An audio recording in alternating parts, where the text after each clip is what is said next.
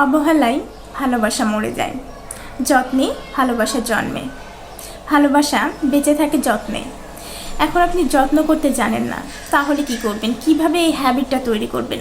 আমাদের জীবনে এরকম অনেক মানুষ আমরা দেখতে পাই যারা অনেক ভালো, সব কিছু তাদের পারফেক্ট, কিন্তু তারা কেয়ারিং বিষয়টা বোঝে না, যে কোন বিষয়টা আসলে কেয়ার করতে হবে।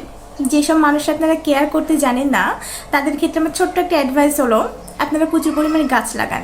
যেমন আজকে আমি আমার নতুন প্রিয় একটি সদস্যর সাথে আপনাদের পরিচয় করিয়ে দেব। এটা হলো স্পাইডার প্ল্যান্ট। এরকম আমার আরও একটি প্ল্যান্ট রয়েছে, এই যে দুইটা।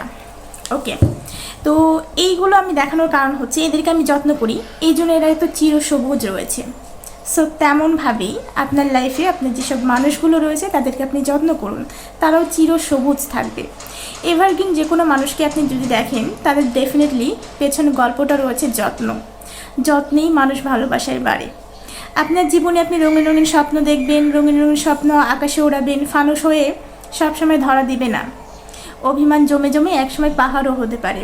সবার জীবনে রূপকথা আসে না, রূপকথা সবার জীবনের সাথে মেলে যায় না।